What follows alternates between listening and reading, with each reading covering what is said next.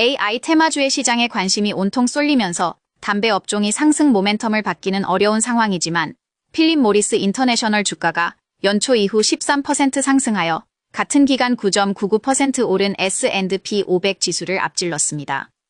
최근 밸런스 보도에 따르면 업체가 규제 리스크를 정면 돌파하며 새롭게 월가의 시선을 끌고 있습니다. 규제 리스크로 인해 상당 기간 주가 상승에 걸림돌로 작용했던 무연 제품 사업 부문이 오히려 성장 동력으로 탈바꿈했다고 합니다.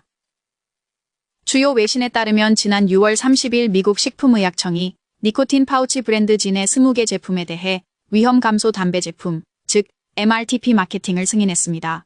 니코틴 파우치 카테고리 전체를 통틀어 최초의 MRTP 승인으로 식품의약청이 진을 담배 대신 사용하면 구간감과 심장질환, 폐암, 뇌졸중, 폐기종, 만성기관지염의 위험이 낮아진다는 표현을 광고와 포장에 직접 명시할 수 있도록 허용했습니다. 승인 소식이 전해진 날 필립 모리스 주가는 $180 선에서 오히려 소폭 하락하여 예상 밖의 반응을 보였지만 투자은행 업계는 이번 승인이 업체의 장기 펀더멘털에 미치는 영향이 상당할 것으로 기대합니다.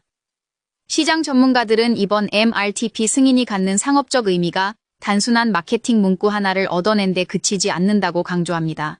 특히 경쟁사인 알트리아 그룹의 니코틴 파우치 브랜드의 경우 아직 이 같은 건강상 우위를 명시적으로 광고할 수 없다는 점을 감안할 때 이번 승인은 미국 무연 니코틴 시장에서 필립 모리스의 경쟁적 지위를 한층 강화하는 요인으로 해석된다고 전했습니다.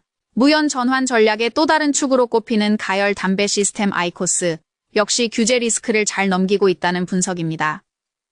식품의약청은 지난 4월 필립 모리스 프로덕츠가 판매하는 아이코스 제품 일부에 대한 MRTP 승인을 갱신했다고 밝혔습니다. 필립 모리스는 지난 2022년 알트리아와 미국 내 상업적 제휴를 종료하고 아이코스의 미국 판권을 직접 확보했습니다. 아이코스의 글로벌 입지는 구체적인 데이터를 통해 확인되었습니다. 시장 조사 업체 트래피스는 아이코스가 전 세계 가열 담배 시장에서 약 77%의 점유율로 선두 자리를 지키고 있다고 분석했습니다. 이는 일본과 이탈리아 등 핵심 시장에서 구축한 브랜드 충성도와 유통망이 여전히 강력하게 작동하고 있다는 의미로 해석됩니다.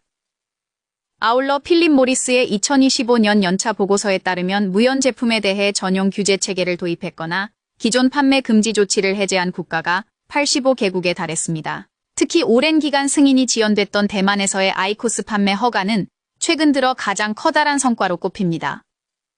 이 같은 시장 접근성 확대는 향후 무연 제품 매출이 특정 소수 국가에 편중되지 않고 보다 다변화된 성장 경로를 밟을 수 있다는 점에서 긍정적으로 평가됩니다. 규제 리스크의 극복은 실적에서도 확인되었습니다. 필립 모리스가 지난 2월 발표한 2025년 4분기 및 연간 실적에 따르면 2025년 전체 순매출은 $400억 달러를 넘어섰고 이 가운데 무연 사업 매출은 약 $170억 달러에 달했습니다. 2026년 1분기에는 무연 사업이 전체 순매출의 43%를 차지하며 전년 대비 1.3%포인트 확대되었고 매출 자체도 환율 영향을 감안할 때 12.4% 증가해 일반 담배 사업 성장률 6.7%보다 훨씬 빠른 속도로 성장했습니다.